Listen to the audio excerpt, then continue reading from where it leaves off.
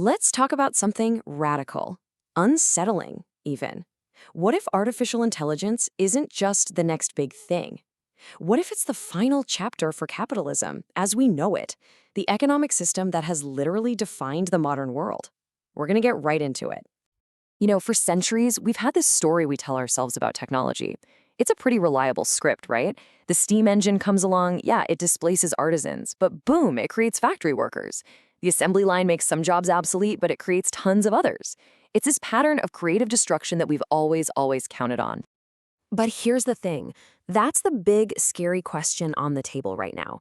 What if advanced AI and robotics aren't just a better tool, but an actual replacement for the worker? What happens to all of us when that historical pattern just breaks? So let's dive into why this time might be different, why the old economic playbook might just be useless. The argument we're digging into is that this revolution isn't like the others. We're not just automating muscle anymore, we're automating the mind itself. And that can make human labor obsolete on a scale we have just never, ever seen before. And to really get our heads around this, we're going to have to dust off a pretty old theory, one from the 19th century that is becoming shockingly relevant. It's this idea that describes the deep, kind of mechanical logic of capitalism, a logic that might be pushing the whole system toward its own end. Okay, so the key to this whole thing is a concept called the organic composition of capital. I know, it sounds super academic, right? But stick with me, it's actually pretty simple. It's just the ratio of machinery and tech, what Marx called constant capital, to the people, the human labor needed to run it all. And in a competitive system, every company is forced to pour more and more money into tech to get an edge. So that ratio, it just keeps going up and up, making automation part of the system's DNA. And what's just wild is that over 150 years ago, Karl Marx basically saw this coming. In this obscure text, he described a future where a fully automatic system of machines would make human labor almost pointless. What sounded like science fiction back then is, well, it's starting to look a lot like our economic reality now.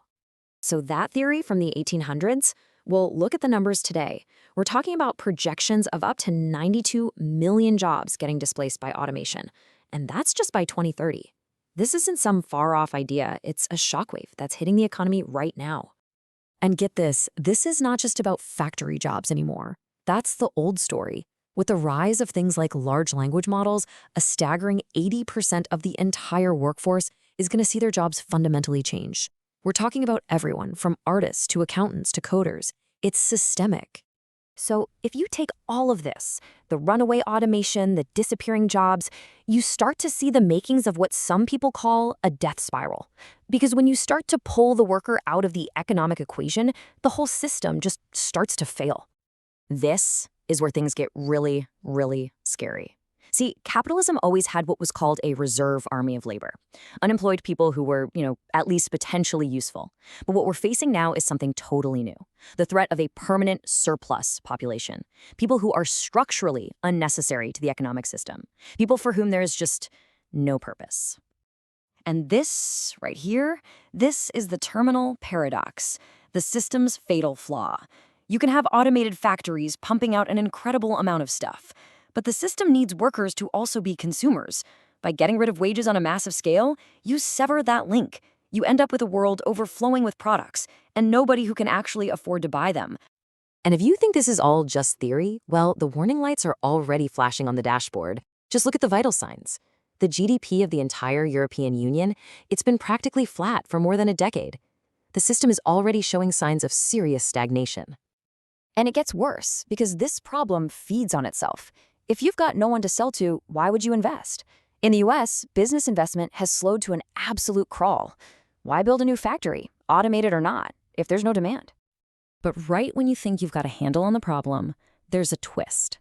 Some economists are now arguing we're not even really in capitalism anymore. That something new, something more extractive has taken its place. So let's break this down. This new model, some call it techno-feudalism. It changes the entire game.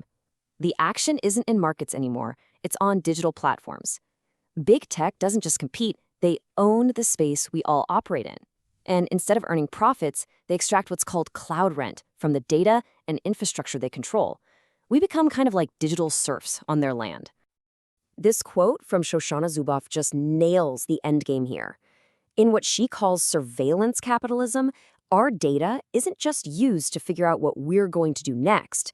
The real goal is to use that data to shape and control our behavior, to automate not just the factory, but us. So let's recap. We've got a system that can produce almost anything, but for a population that can't afford to buy it.